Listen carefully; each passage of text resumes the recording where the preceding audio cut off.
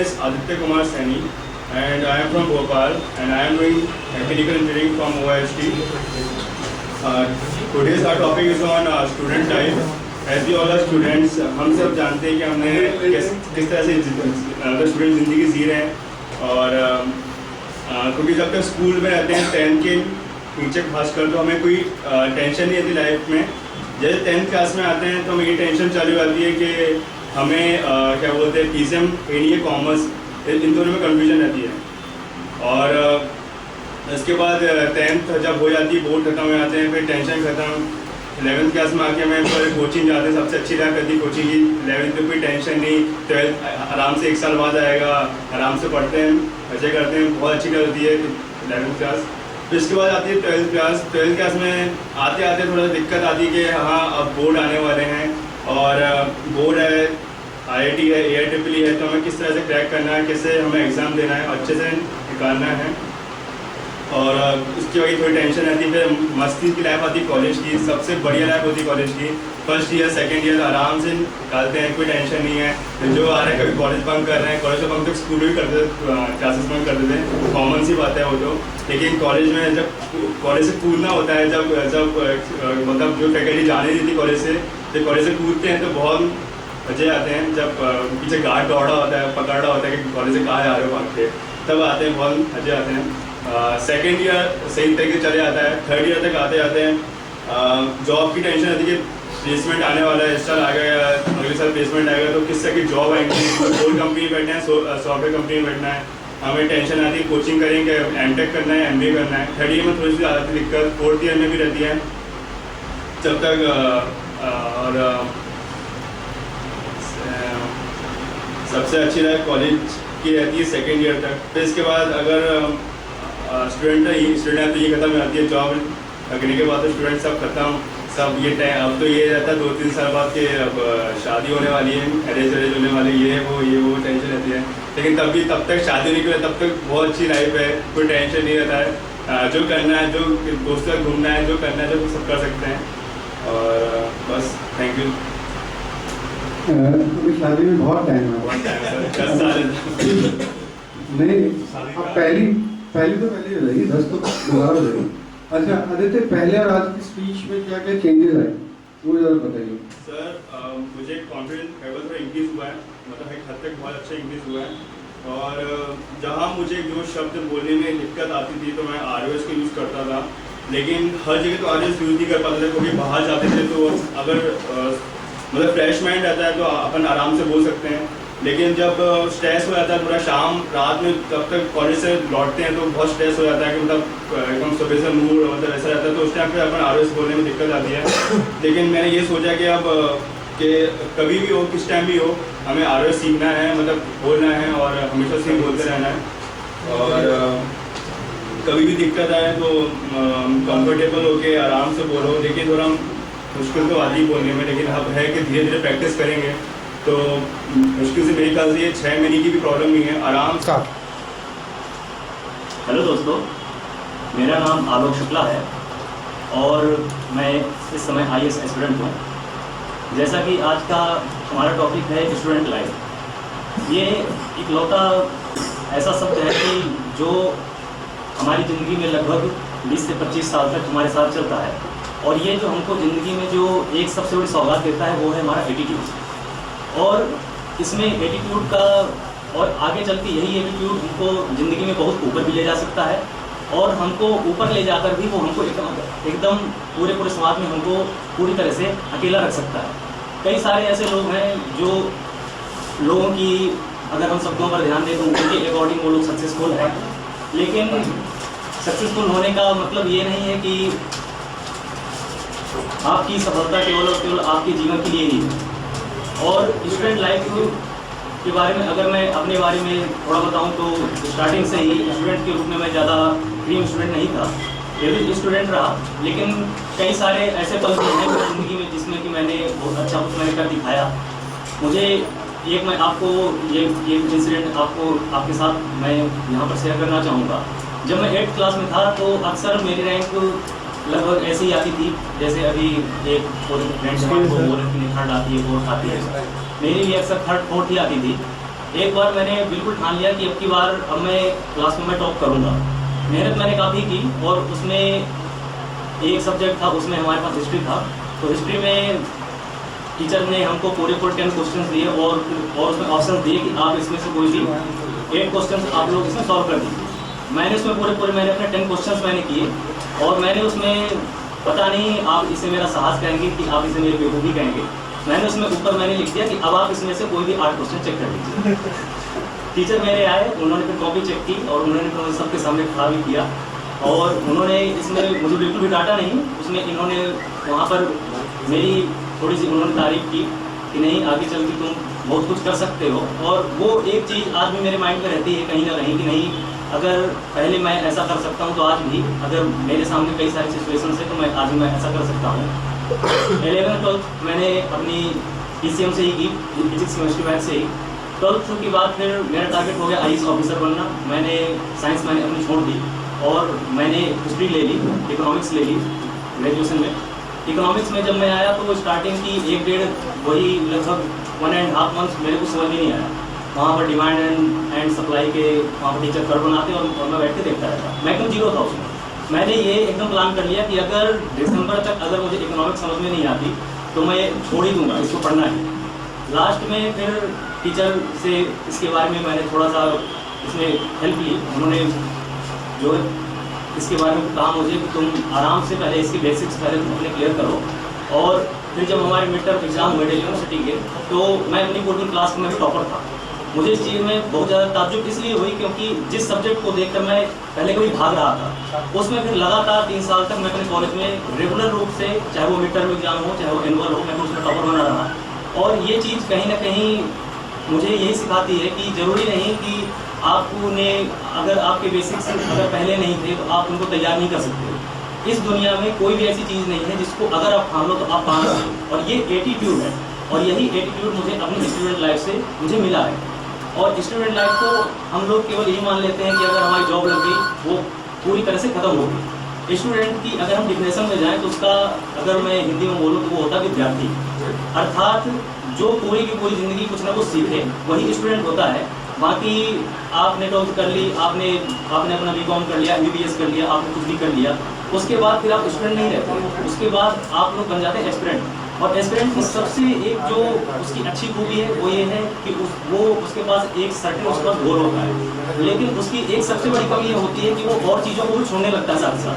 वो फिर ये समझता है कि चलो अब अगर मैं डॉक्टर हूँ तो मुझे दुनिया से क्या लेना देना, अगर कहीं पर मर्डर हो रहा होंगे तो, अगर कोई जर्नलिस्ट है तो फिर उसका ये होता है कि मैं अपनी बॉडी के बारे में क्यों जानूँ, अगर मुझे लूज मोशन है तो चलो डॉक्टर पास जाता हूँ और उनको सर्विस ले लेता हूँ। मगर वो ये नहीं सोचता कि अगर कभी ये सिचुएशन मेरे सामने हार्ट अटैक कोई आप अगर ले लो, अगर हम लोग अकेले हैं और अगर हमको हार्ट अटैक आ गया तो बहुत कम लोग होंगे डॉक्टर्स को फोन करके यहाँ पे उसके बारे में जानकारी रखते होंगे। क्यों? सवाल यही है कि आखिर स्टूडेंट लाइफ आपने छोड़ दी और इसका खामियाजा कभी ना कभी आपके सामने आएगा, लेकिन आप उसको समझ नहीं पाओगे कि आखिर ये क्यों मेरे साथ हुआ। और ये हमारे एटीट्यूड की वजह से होगा। इसीलिए स्टूडेंट लाइफ को कभी भी आप अपनी छोड़िए मत और आप इसको हमेशा आप इसको अगर आप चाहें तो आप इसको 80 साल तक भी आप लोग कंटिन्यू कर सकते हैं। बुढ़ापा जवानी ये तो सब ये केवल और केवल बातें हैं, हर केवल दोनों में ये है, बाकी कोई कुछ इसमें खास फर्क नहीं होता। हम यूथ हैं, हमारी ख्वाहिश ये रहती है कि हम थोड़ा सा आगे की ओर जंप कर जाएँ, मैं जॉब पा जाऊँ, बीवी बच्चे हो जाएँ, एक अच्छा मेरे पास वो फ्लैट हो, गाड़ी हो। लेकिन जो बुजुर्ग हैं उनकी ख्वाहिश ये होती है कि हम पीछे की ओर जंप कर जाएँ कि जब मैं यूथ था, जब मैं बच्चा था, मैं उस ज़िंदगी को फिर जीऊँ। बाकी हम दोनों के बीच में कोई फर्क नहीं है। और स्टूडेंट लाइफ भी ऐसी ही है कि अगर, लेकिन ये लाइफ ऐसी है कि आप इसको चाहे आप यूथ हो चाहे आप बुजुर्ग हो, आप इसको आजीवन आप लोग इसको जी सकते हो। Thank you sir. हमारे क्वेश्चन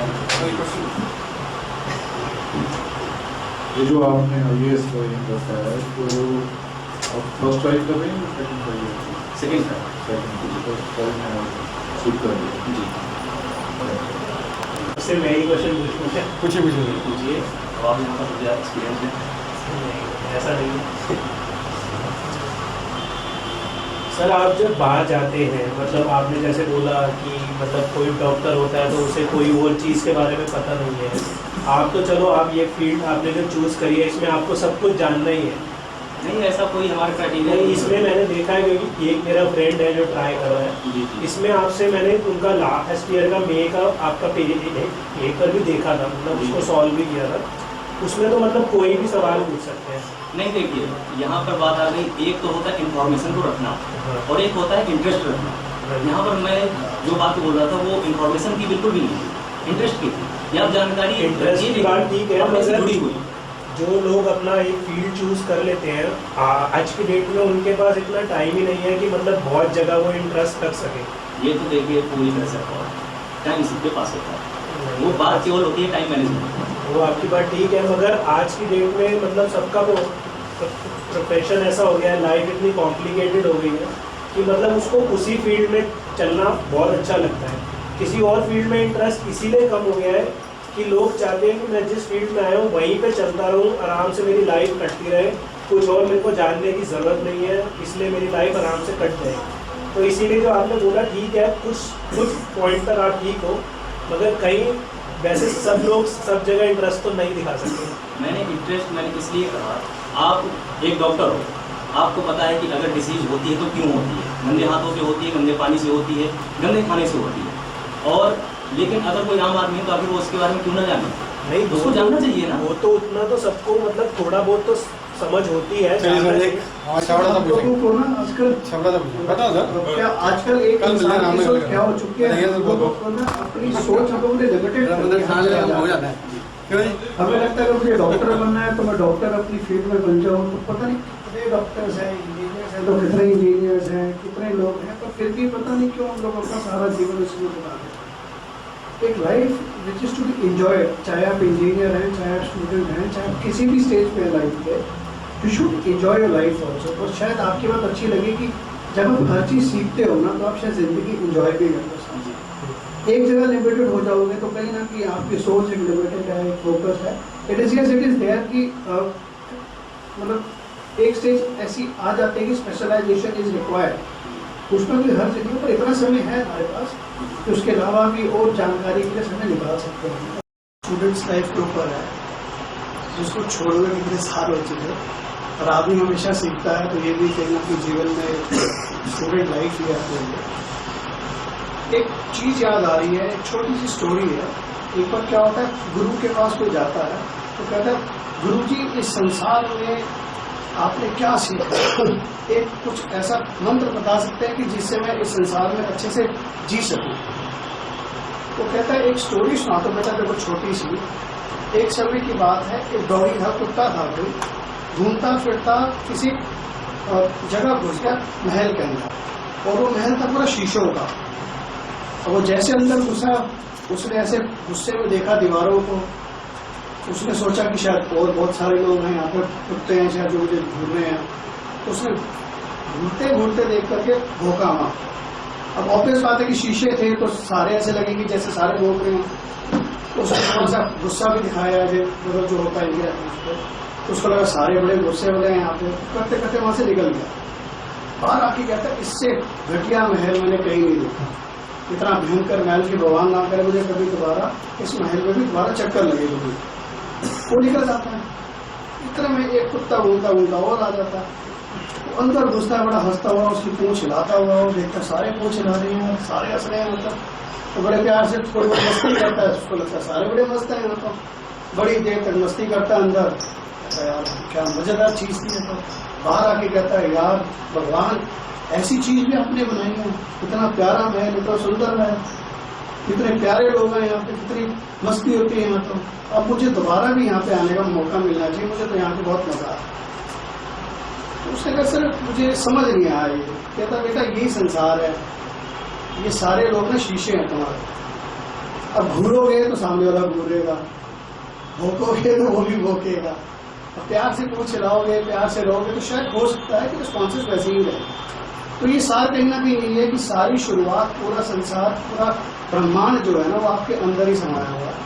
तो जैसे आपके सोच, जैसे आपके विचार, जैसी आपकी दृष्टि, तो शायद उसी तरीके का आपको संसार मिलेगा। तो ये एक बड़ी प्यारी चीज़ है, अगर थोड़ा सा इसको हम ध्यान दें तो बड़ी मजेदार चीज़ है। स्टूडेंट लाइफ भी एक उसी तरीके की है कि अच्छी संगत में आ गए तो चार बातें अच्छी सीख जाएंगे, क्योंकि हमने देखा है, जो हम ये देखते थे ना, मेरे को अपना स्कूल टाइम याद आता है, जो फर्स्ट आता था या जो सेकंड आता था या थर्ड आता था ना, उनका आपस में ग्रुप बहुत अच्छा होता था, और जो नीचे के मार्क्स वाले होते थे ना, उनका अपना ग्रुप होता था। और यूजुअली मुझे याद है कि सेकंड या थर्ड या फोर्थ क्लासेस में क्या होता था, जिस बच्चे के मार्क्स अच्छे नहीं आते थे ना, और जो बच्चा फर्स्ट आता था ना, टीचर उसको उसके साथ बिठा दिया जाता। थोड़ा बहुत मुझे याद है ऐसा। और कहीं ना कहीं आने वाले स्टेज में उसका जिसके मार्क्स नहीं आते थे ना, थोड़ी सी उसकी इंप्रूवमेंट आनी शुरू हो जाती है। तो संगत का जो असर है ना, एक स्टूडेंट लाइफ में आदमी को सीखने को मिलता है। मेरे लिए स्टूडेंट लाइफ की वैल्यू एक संगत में जाकर के कहीं ना कहीं होल्ड हो जाती है। बिकॉज एजुकेशन तो आप एक लेते हो, उसमें कोई ऐसी स्पेसिफिकेशन हम दें कि स्टूडेंट्स को अच्छे से पढ़ना चाहिए, वो तो ऑब्वियस है। और एक लाइफ के एक्सपीरियंसेस की बात करें तो संगत का जो असर है ना, उसमें बहुत बड़ा रोल हो जाता है।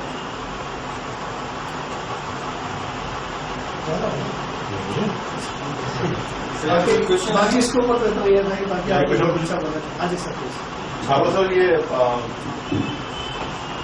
मैं जानना चाहता हूँ, मुझे पता नहीं कि आप भी स्टैमिंग काफी करते थे। सर अभी भी करता हूँ। अभी भी करते हैं?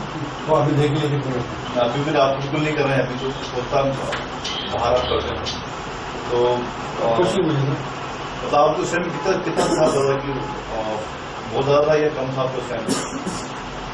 सर अपना टाइम याद आता है जब मैं यहाँ पे सुनता हूँ ना कि मैं स्कूल में नाम नहीं ले पाता था, रोल नंबर में बैंड बच जाता था, बस की टिकट लेनी होती थी ना, उसको कहता था भैया कितने की टिकट है, तो गलती से ये नहीं पूछा जाता था कि वहाँ उतरना है, तो इतने रुपये रखे हुए जहाँ उतरना होगा तो कैसे करना। तो शायद वो सारे फेसेस, सारे इश्यूज, सारी दिक्कतें ना शायद देखी। और सही बताऊँ तो वो इतने सालों में ना, पता नहीं स्टैमरिंग के साथ ना हमारे देश में बड़ी दिक्कत है। हम लोगों की नींद जो होती है ना, बड़ी देर बाद जाके होती है, और तब तक ना दिमाग इतना गंद भर चुका होता है ना दिमाग में, इतनी जबरदस्त हम लोग मल्टीपल लेवल पे नेगेटिव हो चुके होते हैं ना, कि उसको शायद साफ करने में ना समय बहुत ज्यादा लगता है। तो आजकल की रूटीन और आजकल की लाइफ हमारी इतनी शानदार है ना कि हम समय देने को तैयार हैं। हमें हर चीज फास्ट चाहिए, हर चीज फास्ट चाहिए। कहना ये समय लगेगा? नहीं, समय लगेगा नहीं सर, समय तो देना आपको पड़ेगा। समय देना भी नहीं होगा सर, मैं तो ये भी नहीं कहना चाह रहा। आपको कहीं ना कहीं अब एक चीज को सीखने में आदमी को सारी उम्र लग जाती है, सारी उम्र नहीं सीख पाता, और कई लोग उसको बहुत जल्दी सीख जाते हैं। तो आपका अपनी स्टैमरिंग के प्रति मतलब क्या सोच विचार के एटीट्यूड क्या है, उससे सीखना बहुत फर्क है। तो अभी आपको कौन से किस टाइम पर आपको स्टैमरिंग होती है, आप बता रहे किस टाइम पर होती है? सर ऐसा कोई टाइम फिक्स तो नहीं होता। नहीं मतलब किस कोई हाँ वही मतलब कहूँगी किसी सिचुएशन में ऐसा खास हो जाता है, सर ऐसा कुछ नहीं है। कहीं ना कहीं कौन सा ऐसा टाइम आता है? ये सर माइक के बाद है। आपने जो ब्यूटीफुल स्टोरी अभी बोला, कि आप बता सकते हैं कि यह किस पुस्तक से है? तो सर मैंने नेट पे देखी थी, तकरीबन हफ्ता एक हो गया, उस पर नेट पे था, उस पर पढ़ा। फेसबुक है ना, तो बड़ी शानदार चीज, बुक ही तो है, वो भी क्या है। आपने जैसे बोला है कि स्टैमरिंग की डिफरेंट फेजेस से मैं गुजरा हूँ। अगर 1 to 10 का स्केल में आपके इम्प्रूवमेंट को मापना हो तो 1 to 10 के स्केल में आप अपने आप को कहाँ पर पाते हैं? सर देखो मैं आपको एक बड़ी शानदार बात बताऊं, मैंने ना जिंदगी में यहाँ करके ना 3 चीजें अपने दिमाग में बांटी। सबसे पहली चीज की जो एक हमारा बेसिक एटीट्यूड है ना कि लोग क्या करेंगे, वो सबसे बड़ी इंसान की दिक्कत ही यही है, स्टैमिनर्स की नहीं, आम आदमी की भी दिक्कत नहीं। बिल्कुल।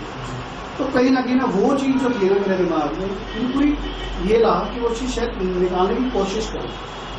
और जिस दिन उस हद तक रहा, बहुत स्वाद आया कि I was least bother actually कि कौन क्या सोच रहा है कि मैंने स्टैमर करना है तो मैं स्टैमर कर रहा हूँ, क्योंकि स्टैमरिंग हटेगी कैसे, जब तक आप बोलने की प्रैक्टिस करो। बोलने की प्रैक्टिस करूंगा तो स्टैमरिंग होगी। उसका कोई मेरे पास सेकंड ऑप्शन भी नहीं है कि मैं कहूँ कुछ ऐसा कर लूँ, कि कहीं ना कहीं आप टू स्पीक। और जितनी एक बोलते ना एक बैड हैबिट है, अब एक गंदी आदत को हटाने के लिए अच्छी आदत बनानी पड़ेगी ना। और एक साइकोलॉजी होती है कि नेगेटिव चीजें ना हमारे दिमाग में बड़ी जल्दी मल्टीपल करती हैं अच्छी चीजों के मुकाबले। तो एक तो ये सबसे बड़ी सोच कि लोग क्या कहेंगे, मेरी पूरी कोशिश में मेरे दिमाग से हटाएगी। सेकेंड चीज मैंने 2-3 बार आप लोगों से शेयर करी, आपको बड़ी अच्छी लगती है मुझे वो लाइफ में, कि हम लोगों की ना आदत क्या है, हमने अपनी लाइफ का रिमोट कंट्रोल जो है ना सामने वाले के हाथ में लिया होगा। वो भी क्या मतलब है कि अगर उसने मेरे को कुछ कह दिया तो मैं हो गया गुरु दादा। आप किसी को भी अच्छे खासे जाते हो रोके वो इतना तो क्या होगा, आपने उसके रिमोट का एक बटन दबाया, गुस्से वाला वो शुरू हो गया गुस्से वाला। आपने किसी के हमने वो कहते हैं ना हमारे बारे में किसी ने 2-3 अच्छी बातें कर दी तो हम तो उड़ने लग गए हवाओं में। तो हमारा लाइफ का रिमोट कंट्रोल हमारे पास तो रहा नहीं ना, इसका मतलब तो सामने वाले के हाथ में हो गया। तो जब चाहे हमारा मूड उल्टा कर दे, जब चाहे हमारे को अच्छा कर दे, जब चाहे वो हमारे को जो मर्जी कर दे। तो शायद ये चीजें तो वो हो गया ना कि अपनी जिंदगी में अपना रिमोट तो रहा नहीं, तो सामने वाले के हाथ में आ गया। हाँ, जिस दिन वो रिमोट अपने पास आ गया, लोग कहते हैं ना कि जब यार ये तो बंदा पता नहीं अपने आप में मस्त हो गया है, और ऐसे लोगों को लोग बड़ा लाइक भी करते हैं और बड़ा इंजॉय करते हैं।